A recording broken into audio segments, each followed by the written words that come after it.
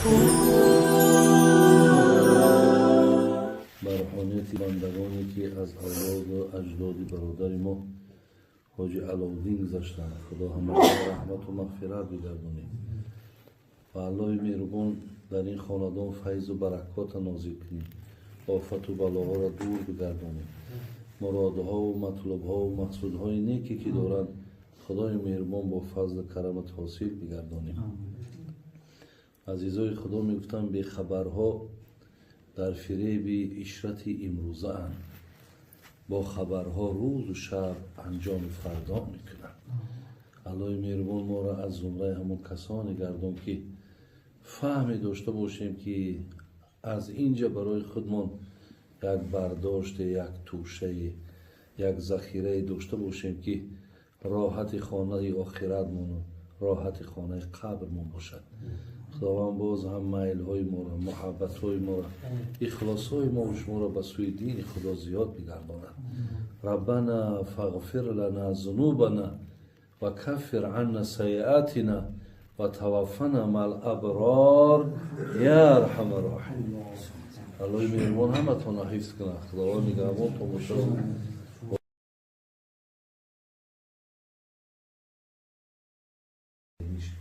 در زیرین آیتی لکل امرئ منهم یومئذ شأن یغنیه، نه سوره عبسه همودا کشتی آمد در دریا شکست، تخته ایزان کشتی بر بالا نشست. مثال میزنه که همین روز قیامت چه روزه. مثال میزنه که کشتی آمد در دریا شکست، تخته ایزان کشتی بر بالا نشست. گربه و موش بر آن تخته بماند، کارشان با یکدیگر پخته بماند. نیزی گربه موش را راهی گریز، نیزی گربه موش را چنگالی تیز. هر دوشان از حول دریای عجب، در تحیر خشک مانده باز لب. حضرت یک مثال زد، میگه رنگ مثال چیه می؟ یک کشتی آمد در دریا شکست، یک تختهکش بر بالا نشست، یک طرفکش گربه و موش برای تخته بماند، ای طرفه که تختهکش گربه، ای طرفکش موش. اینا اگه هر دو آدمایی بودن یا بگیم مخلوقایی بودن که در دنیا یا ساز نمیگیرن کافی. بعد میگه بین نیزی گربه موش را راهی گریز، نیزی موش اون گربه رو چنگالی تیز. نه موش ای گربه میگریزه، نه گربه هجوم میکنه در موش.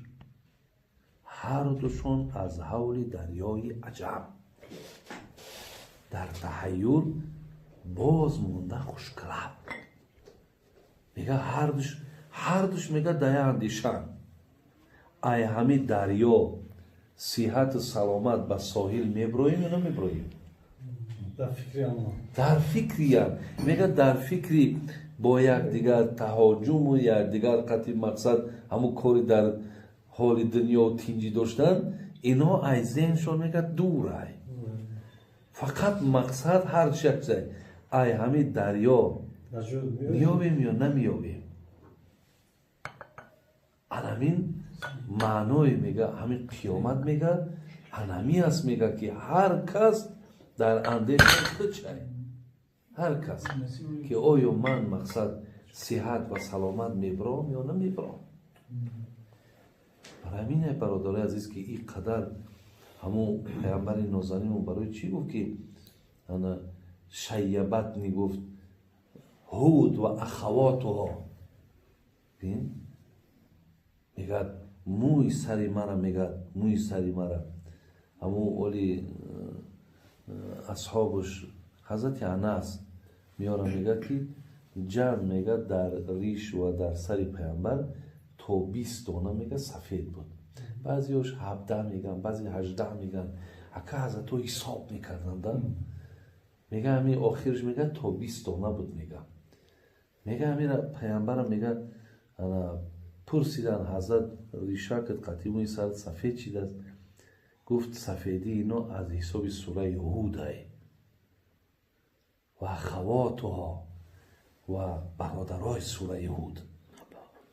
بین یعنی در سوره هود و در این سوره من عبسه بینین در همین سوره ها مقصد گپ درباره قیامتش، گپ در سر قیامت که می رود، حول قیامت که می رود، مشکلات قیامت که می رود، گفت موی سر مرا گفت و تارهای ریش مرا همین سوره ها سفید کردن. اکه برادرای عزیز، وقتی یک پیامبر نازنینی که الله مهربان حتی نمیگذاشت که یک قطره که آبش چشمش در زمین بافته، ببینید چقدر یک محبوبیتی خاص نزد الله داشت. وقتی این جناب اندیشه قیامت کنه، این جناب تشویشی در قیامت داشته باشه، آیا ما حقی مثال ایره نداریم که ما باید اندیشه کنیم، ما باید در فکر قیامت ما باشیم، ما باید که مثال ها ما باید توی قرآن داریم بگد انا فاما من خاف مقام ربه و نهى النفس عن الهوا فان الجنة هی المأوا. این الله مهربان چی میگه؟ میگه فان الجنة هی المأوا. این خبر که خبر چیه؟ باششگاهی نفری که دو اندیشه را در سرش دایم نگه می داشت آیندهش جنت هست.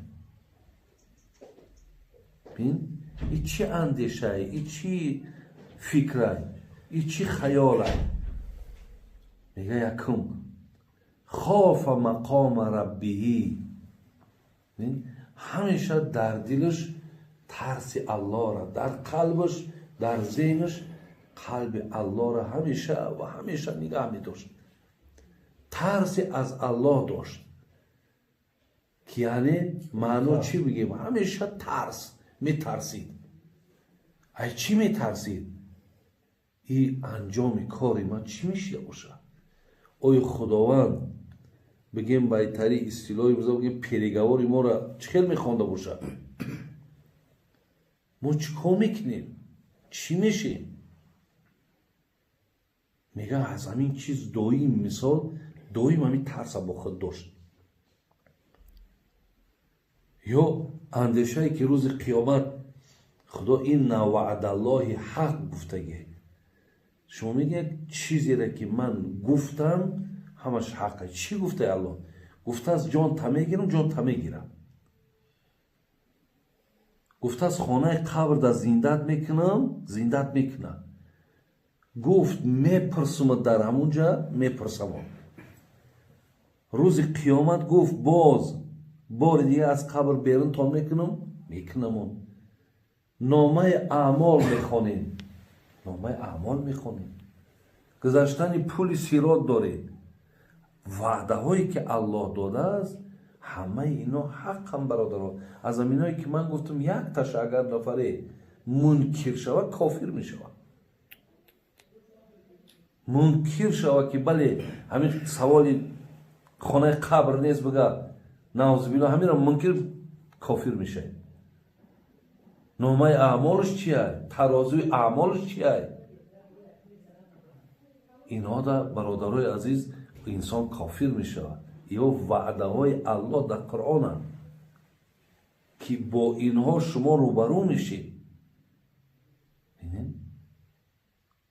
برای همین برادرای عزیز و گرامی وعده هاش که حق باشه، ما البته در قیامت هم در میدان هم یا با همون نامه های اعمالی که مثال سفارشی بر خواندنش می شود ما حتما و حتما روبرو میشیم.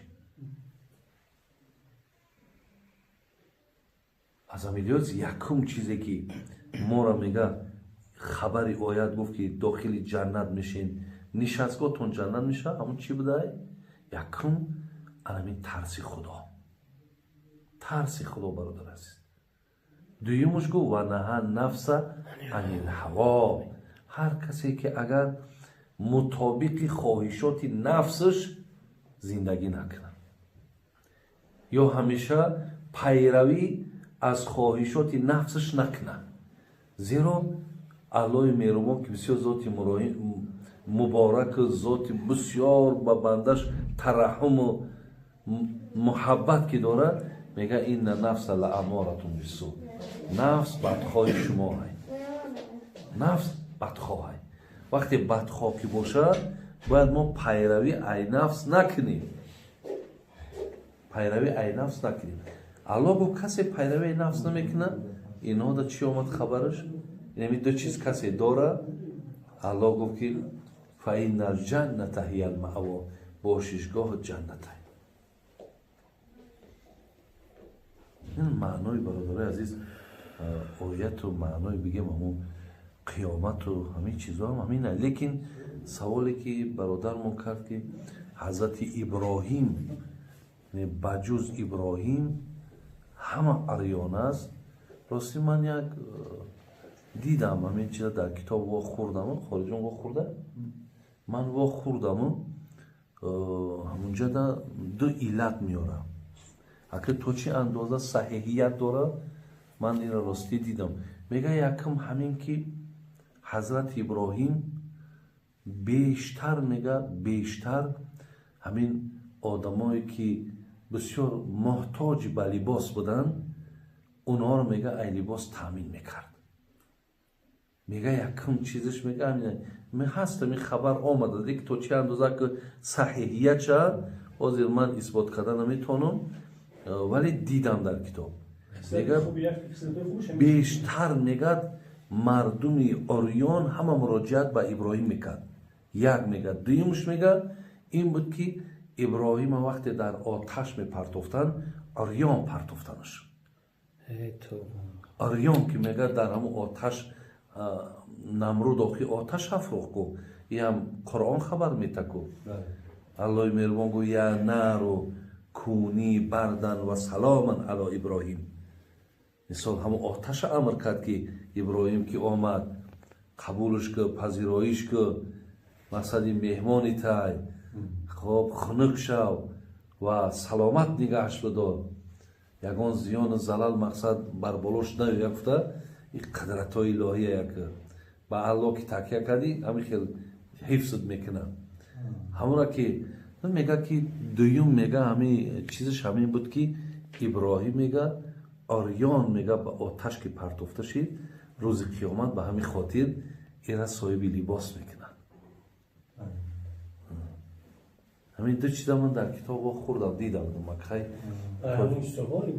میگه با لباس مقصد بلند میشه ابراهیم. بعد مقام ابراهیم و منزلت ابراهیم هم نزد الله بسیار مرتبه کلان داره.